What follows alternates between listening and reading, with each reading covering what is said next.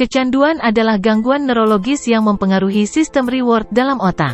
Pada orang yang sehat, sistem reward ini memperkuat perilaku penting untuk kelangsungan seperti makan, minum, seks dan interaksi sosial. Sistem reward memastikan bahwa kita tahu setelah makan akan merasa baik dan mudah diingat. Jadi kita ingin melakukan lagi dan lagi setiap kali kita merasa lapar. Penyalahgunaan narkoba mengubah kebutuhan alami seseorang menjadi kebutuhan terhadap narkoba. Seperti kita ketahui, otak manusia terdiri dari neuron bermiliar-miliar atau sel-sel saraf. Neuron tersebut saling berkomunikasi melalui pesan yang melibatkan bahan kimia tertentu atau neurotransmitter. Ketika neuron dirangsang atau distimulasi oleh suatu impuls listrik yang disebut potensi aksi, maka akan dihasilkan akson yang bergerak turun ke terminal saraf. Hal itu memicu lepasnya neurotransmitter ke celah sinaptik atau ruang antara neuron. Neurotransmitter kemudian berikatan dengan reseptor pada neuron di sebelahnya dan menghasilkan sinyal yang ada di dalamnya. Dengan demikian akan mentransmisikan informasi ke neuron. Jalur reward utama ini melibatkan transmisi neurotransmitter, dopamin dari tegmental ventral atau VTA otak tengah ke sistem limbik dan korteks frontal.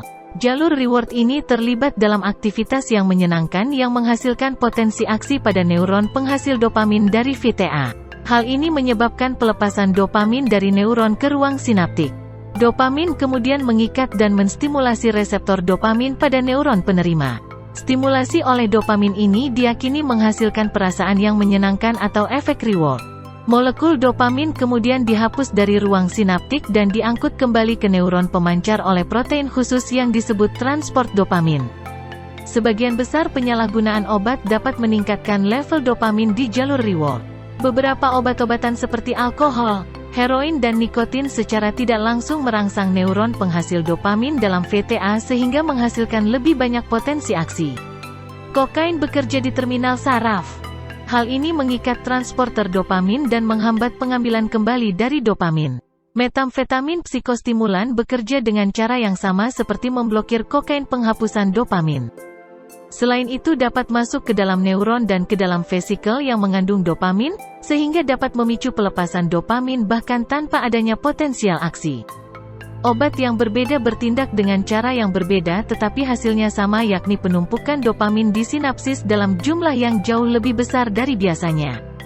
Hal ini menyebabkan stimulasi terus-menerus, bahkan mungkin stimulasi berlebih dari penerimaan neuron dan menyebabkan berkepanjangannya intensi euforia yang dialami oleh pengguna narkoba.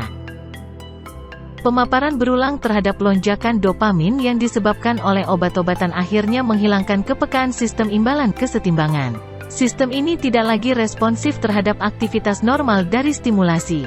Dengan demikian dapat menimbulkan reaksi seolah-olah satu-satunya hal yang bermanfaat adalah narkoba.